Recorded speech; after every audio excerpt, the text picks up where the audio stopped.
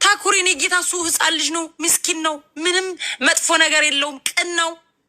ለህዝባችን ያደረገው እውቅናውን ተጠቅሞ ራሱ ህዝባችን በደንብ እንዲታይ አድርጓል። በዛ እናመሰግነዋለን። ችግር ውስጥ ሊከቱ ስለሆነ ታኩርን ከዚህ ውስጥ እንዲወጣ እባክክ አሮናዬ ምከረው፣ እባክክ ይሰማዋል። ታኩራ ደግሞ ስማርት ብልጥ ነው። ከዚህ ጉድ መውጣት አለበት። አሁን ታኩርን አይን ውስጥ የከተቱት እሱን ተጠቀሙ ለመዝረፍ የማይመች አሰጣጥ ነው እየተሰጠ ያለው። ስብሰባውም ለመዝረፍ የማይመች ነው። ታኩራም ደግሞ ታኩር ሲጠየቅ ምንድን ነው ያለው? እኔ ሪፖርት አረጋለሁ አድርሻ አለ። አይ እንደዚህ አይነት ነገር ካልኩሌሽን ካለበት ይቅርብን ብለው ነው። ለዘረፍ አይመችም። በስማችን መሰብሰብ የለበትም። ምክንያቱም በህዝቡ መሸቀል መዝረፍ ነው የሚፈልጉት እነዚህ ኃይሎች። አግማስ ሚዲያን የሚባል ሰው የሆናችሁ በሙሉ የማንኛውም ብሔር ተወላጅ ብር ቢሰጥ በአግማስ በኩል የዘራፊዎች፣ የዱርዬዎች፣ የፖለቲከኞች ስብስብ ስለሆነ ያለው በሱ በኩል አንድ ብር እንዳታደርሱ። ኦሮሞ፣ ትግሬ፣ አማራው የራሱን ስራ ይሰራል። ሁላችሁም በራብ ይሄ ዘር ምናምን አይደለም፣ ረሃብ ነው። ረሃብ ጊዜ አይመርጥም። ረሃብ በሽታ አይደለም። በሕክምና እንኳ የምትችሉት የምትድኑት አይደለም። ጊዜ አይሰጥም ጊዜ ጥምም አድርጎ አንጀታችሁን እጥፍ አድርጎ ድፍት ነው የሚያደርጋችሁ። ብዙ ደብረ ብርሃን ላይ ብዙ ህጻናቶች ሙተዋል በረሃብ በጣም ብዙ። እኛ ያው ፎከስ ያደረግነው ፋኖ ካሸነፈ አማራው ነፃ ይወጣል ነው። እርዳታ ላይ ብዙ ምን ያው መሳተፍ አልፈልግም። ቢካዝ እየረዳን ከሆነ ብልጽግና የሚጠቀምበት የራሱ ጥቅም ይኖረዋል። ገብቷችኋላ? ከቻልኩ ነው ፋኖ ነው ሰፖርት ማድረግ የምፈልገው። ፋኖ ካላሸነፈ አማራ በረሃብና በተለያዩ በጦርነት በትምህርትም አካዳሚካልም እንዳይማር ተደርጎ እስከ መጨረሻው ዋጋ እንዲከፍል ከምድር እንዲጠፋ ስለሆነ እየተሰራ ያለው ከምድር እንዳይጠፋ ሊያድነው የሚችለው የፋኖና ፋኖ ሲያሸንፍ ብቻ ነው። አለቀ። ያን ነው እንሰራ የምችለው። በእርዳታ የሚሳተፉ ይሳተፉ፣ አያገባኝም። እኔ ግን በእርዳታ እንደዚህ እስከ ዛሬ አድርጌያለሁ። የእናቴን ሀብል ሁሉ አጫርቼ ሰጥቻለሁ። በነገር ላይ ለተቸገሩ ወገኖቼ። አሁን ግን ማድረግ አልፈልግም። አሁን ፋኖን ሰፖርት ማድረግ የምፈልገው። መርዳት የሚፈልግ ይርዳ፣ ፋኖን ሰፖርት የማያደርግ። እኔ ግን የአማራ ትግል ካላሸነፈ ፋኖ ከረሃብም ከሁሉም መዳን አይችልም ብዬ ነው ማስበው። አለቀ። ስለዚህ ታኩርን ከዚህ ጉድ እንዲወጣ የፖለቲካ ድርጅት ውስጥ ነው ያለው። ሳያውቅ ወሎን ክልል አደርጋለሁ የሚል የኦሮሞማው ኃይል ካድሬው ወሎን ክልል አድርጎ ሰልቅጦ ወደ ኦሮሚያ ለማስገባት ሊውጥ የተዘጋጀ ኃይል የዛን ኃይል ጉዳይ እያስፈጸመ ስለሆነ ሳያውቅ ከዚህ እንዲወጣ የምትወዱት የምታከብሩት ሁላችሁም በውስጥ ጻፉለት። አቁም ከዚህ ጉዳይ በቃ እየተጠቀሙብህ ነው። አንተ ተጠቅመው ዘረፋ እየተካሄደ ነው በስምክ። አንተ ደግሞ የማንንም ገንዘብ እንደማፈልግ ለራስክ ያለክ የሞላክ የተረፈክ ነህ። አልሐምዱሊላህ ብለክ አርፈህ ኑር በሉት። አለቀ። ቬሮኒካ ያውሪና ከዛ እንትና ተዋሪያለሽ። ማርፊያ ቲም እህታችን ቲምር አመሰግናለሁ። እንኳን አድረሰሽ ብያለሁ በዚህ አጋጣሚ። በተረፈ ምንድነው ኡስታዝ አቡበክር እኔ እግዚአብሔርን በጣም ማከብራችሁ ኡስታዝ ነበሩ። በጣም የምወዳችሁ አንቱ አትበይ። ይሄ ሌባ እያልሽ አውሪ። የምን አንቱ ነው የምታከብሩ? ይሄን ህዝብ ላይ የቀለደ አራንቱ አንቱ የቀለደ አራንቱ አንቱ የምን አንቱ ነው? የውሻ ውጭ ምናምን ነው ሙስሊም ነው። እኔ ሙስሊም ነሽ፣ እኔ ሙስሊም ግን እንደዚህ ነው። ውሻ ኡስታዝ አላከብርም። በረሃብ በተራበ እንትን የቀለደ ምን አባቱ አንቱ ምናምን ነው ይሄ ውሻ። እንደሻውሪ ማበናት ማህበረሰብም ስለሆነ ነውና አይ ቢሆንም ግን አንዳንድ የትላልቅ ሰዎች እንዴት ማክበር እንዳለብን አባቶቻችን አሳድገውናል። ለዛም ነው ኢኖይ ግን ለገደረው ሲድ ምንድነው ሲከበር ነው በህዝብሽ ላይ እየቀለደ እሱ አልከበር ካለ የማባቱ ክብር ነው። ከፍ ዝቅ አድርገሽ ነው ማውራት ያለብሽ። እንዴ በወዱ ያደረ እከካም ደግሞ ለዚህ ነው እንደሚከበረው። እንዴ አንተ አቡበከር የምትባል ሰውዬ እያልሽ አውሪ። አንቱ አትበይ፣ ነውር ነው።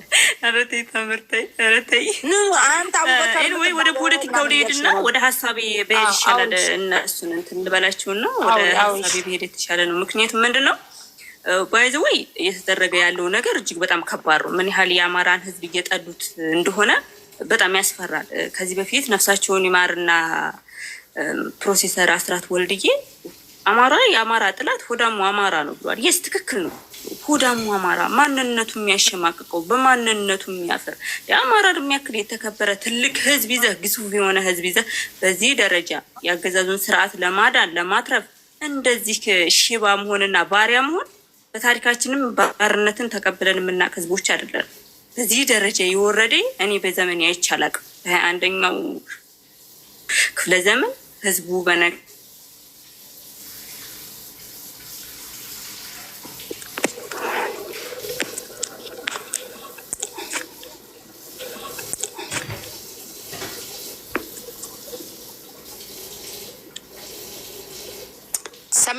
ትሰማለች ነው እኔ ፖለቲካ የሚተነሳው የመጀመሪያውም ትልቁ ምንድነው?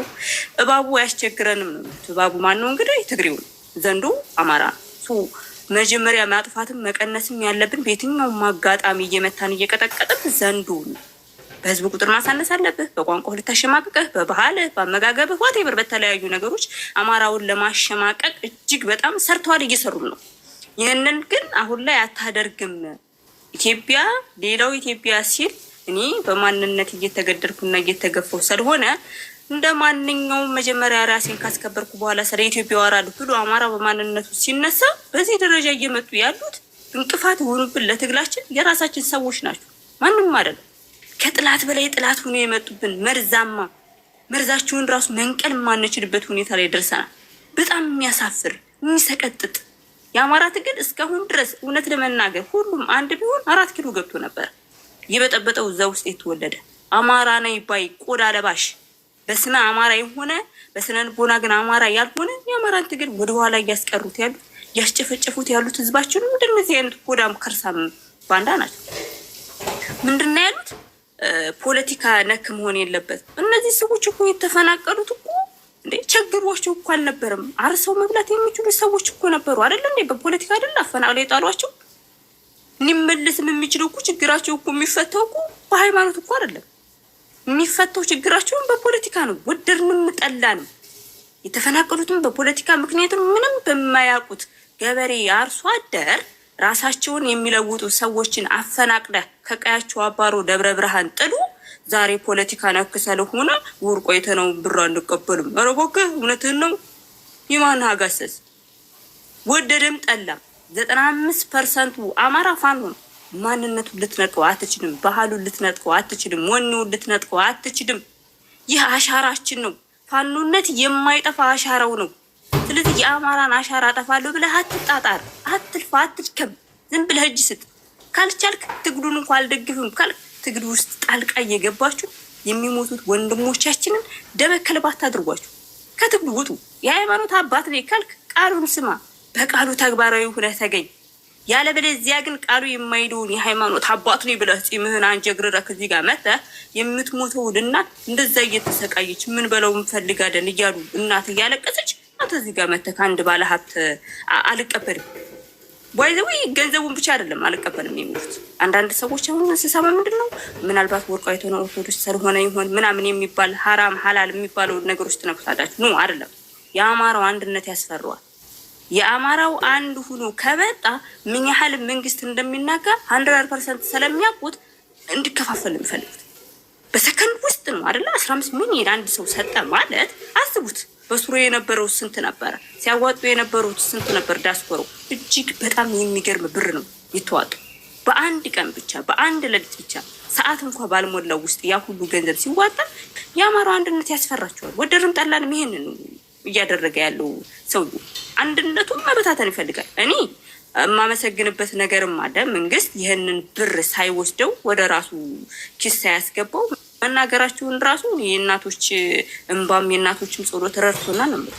ላሽ ቢደንስ ብሩን ከተቀበለ በኋላ ዞር በል ቢደን ምን እናደርጋለን? ምንም አናደርግም። ወርቋይተ ነው በራሱ መንገድ ይሄንን ገንዘብ ያስገባል። ሁለተኛ ደረጃ ምንድነው ይሄ ድርጅታቸው ከዚህ በፊት ሰምቼውም አላውቅም። እግዚአብሔር በሚያውቀው በዚህ ድርጅትም ገንዘብ አስገብቼ አላውቅም። ስለዚህ ይሄ ድርጅት አሁን እዛው ውስጥ ያሉት ድርጅቱን የመሰረቱት ሰዎች ምን ሲሉ ነበር? አስተዋውቅልን፣ ሼር ኮምፕሊክ በማድረግ ለኢትዮጵያኖች በሙሉ አስተዋውቅልን እያሉ ድርጅቱ 5 ሚሊዮን ገንዘብ ይከፍላል የሚል ነገሮችም ሲያወሩ ምናምን ሰምቻቸዋለሁና 15 ሚሊዮን ገንዘብ አልቀበልም ያለ ድርጅት ምን ብዬ ነው የ5 ሚሊዮን ገንዘብ ገና በገና አገኛለሁ ብዬ ሸር ኮምፕሊንክ ማድርግለት የዓለም አቀፍ ሚዲያዎች እንዲያውቁልኝ ማድርገው ምን የደደብ ነው። በዚህ ደረጃ የወረዱ ናቸው። ሶስት ሀሳቤን እንዳጠቃልል ምንድነው ድርጅቱ እጅግ በጣም መጥፎ አደረጃጀት ነው። አብዛኛው ኢትዮጵያኖች ወይም ደግሞ አማራው ያልተረዳነውና ያላየነው ነገሮች አሉ። የተቋቋመው የእምነት ተቋም አድርገው ነው የመጡት። አማራ ወይም አምሐሪክ የሚባል ነገር እኛ አናውቅም በሚል ነው። ሁለተኛው ደረጃ ምንድነው ወሎን ክልል እናደርጋለን በሚል ነው። ስቲል ማንነት ራሱ የለውም። ማንነቱ አማራ የሚባል ነገር የለም፣ አይጽፉም። ወሎን እንደ ወሎ አድርገን ክልል አድርገን እንቋቋማለን ነው። ሁለተኛው ቅድም እንደተናገርኩት የሃይማኖት ተቋም አድርገው ነው የመጡት። አሁን አንዳንድ ልጆች ቅድም ሐራምም ሐላልም ሲሉም የነበረው ምናልባት ወርቁ አይተነው እምነቱ ኦርቶዶክስ ሆነ ለእነዚህ ሰዎች ሂደን ረዳን ማለት እነሱ በሚያራምዱት ምናልባት ሐላልም ወይም ሐራምም ሊሆን ይችላል ብለው ስለሚያስቡም ሊሆን ይችላል። ይኖይ ግን እነዚህ ሰዎች የተራቡ ሰዎች ናቸው። የተራበ ህዝብ ሐራም ይሁን ሐላል ይሁን ፖለቲካ ይሁን ሀብታም ይሁን ድሃ ይሁን አያቅልም። ብቻ ስጠው ይብላ፣ ለጊዜው ድረስለት። የበረዳት እናት አለች እዛ ጭቃ ውስጥ ሆና መከራዋን የምታይ እናቶች አሉ፣ እንድረስላችሁ የተባሉ። ስለዚህ አቡበኩር እንደ ድሮ ተከብሬ ይኖራለሁ ካለ ህዝቡን ይቅርታ ይጠይቅ ነው የምለው። እንደው ልቦ ነው ካለው አቅሙ ካለው ይህንን ሲጽፍ አላመመውም እጁን አይደለ? እጁን ሳያሙ በዚህ ደረጃ የጻፈ ሰውዬ የኢትዮጵያን ህዝብ ሆነ በተለይ የወጣበትን ማህበረሰብ አማራውን ወጥቶ ይቅርታ መጠየቅ አለበት ብዬ አምናለሁ። እጅግ በጣም የማይሽር ጠባሳ ነው ጥሎ የሄደው ለራሱም፣ ለሚያስተምረውም፣ ለትውልዱም፣ ለሃይማኖቱም እጅግ የሚዘገንን የሚያስጠላ ነገር ስላደረጉ ወጥቶ ይቅርታ አጥፍቻለሁ ብሎ ይናገር። ከዛ በተረፈ ግን ይህን ድርጅት ማቆም አለበት። እርዳታችንን ለህዝባችን በምንደርስበት መልኩ እንደርሳለን ነው የምለው። እህቴ አመሰግናለሁ።